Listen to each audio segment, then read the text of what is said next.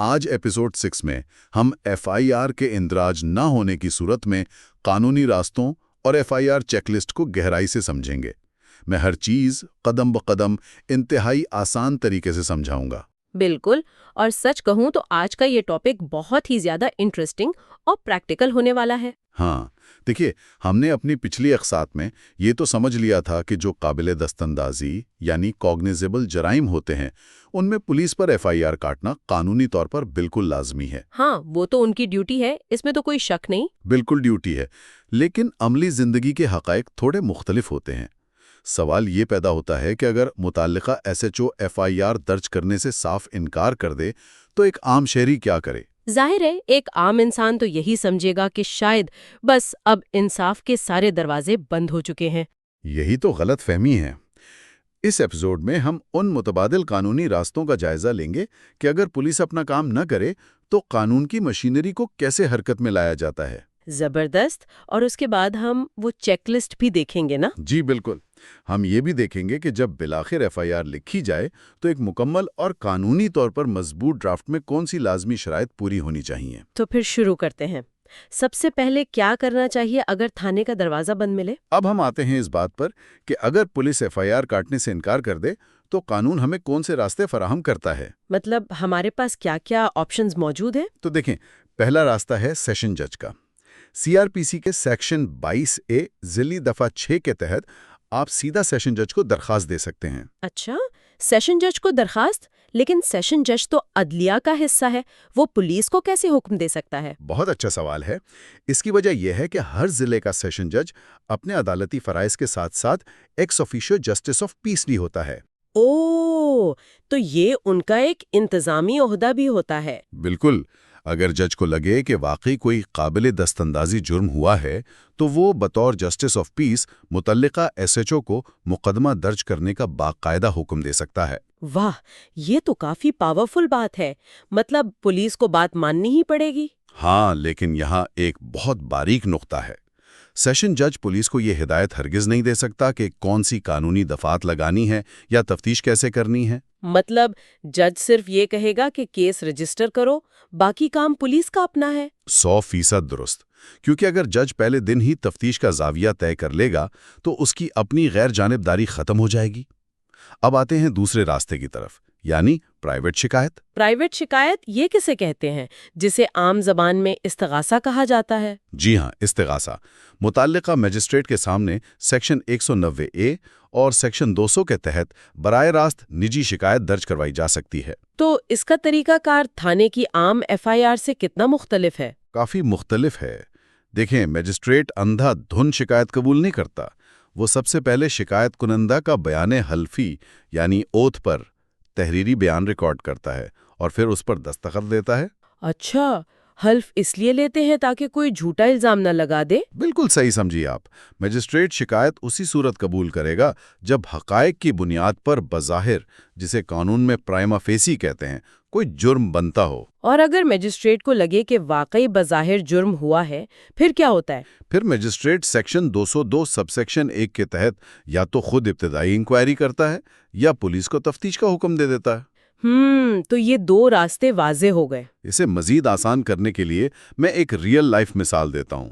یہ بالکل ایسا ہے جیسے اگر کسی دفتر کا برانچ مینیجر یعنی آپ سمجھیں ایس ایچ او آپ کی جائز شکایت کو نظر انداز کر دے تو پھر ہم خاموش نہیں بیٹھیں گے بلکہ بڑے آفیسر کے پاس جائیں گے۔ جی، آپ کے پاس اختیار ہے کہ آپ سیدھا ریجنل ڈائریکٹر یعنی سیشن جج کے پاس جائیں یا کمپنی کے ہیڈ کوارٹر یعنی مجسٹریٹ میں تحریری شکایت درج کروائیں۔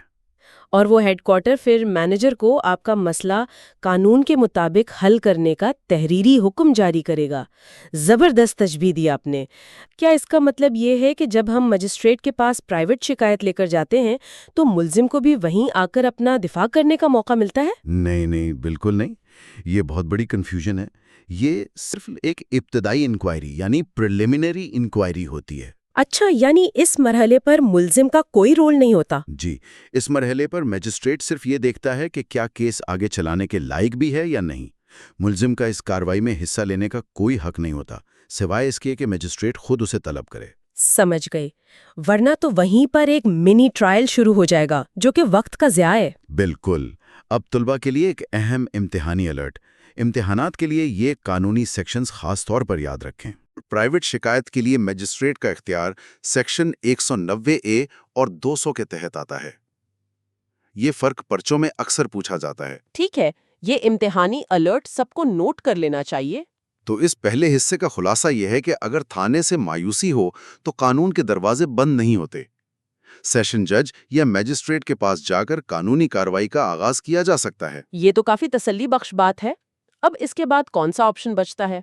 High court? अब हम आते हैं एक और इंतहाई अहम फोरम यानी हाई कोर्ट की तरफ। और इसके बाद हम देखेंगे कि एक दुरुस्त एफआईआर तैयार करने के लिए किन 10 चीजों की चेकलिस्ट पर अमल करना लाजमी है। हाई कोर्ट की रिट तो हमने खबरों में भी बहुत सुनी है। हाँ, तीसरा रास्ता आईनी पिटीशन का ही है।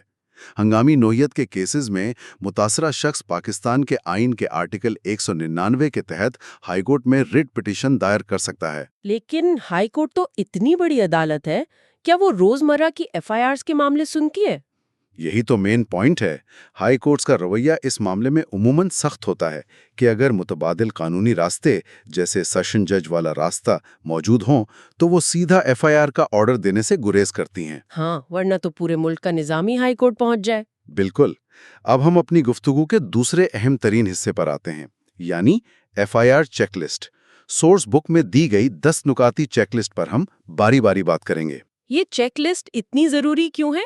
क्योंकि अगर ड्राफ्ट कमजोर हुआ तो दिफाई वकील ट्रायल में आपके केस के परखच्चे उड़ा देगा। पहला नुक्ता यह है कि जुर्म के काबिले दस्तंदाजी होने की वजूहात वाज़ेह होनी चाहिए। मतलब ये साबित हो कि पुलिस दखल दे सकती है।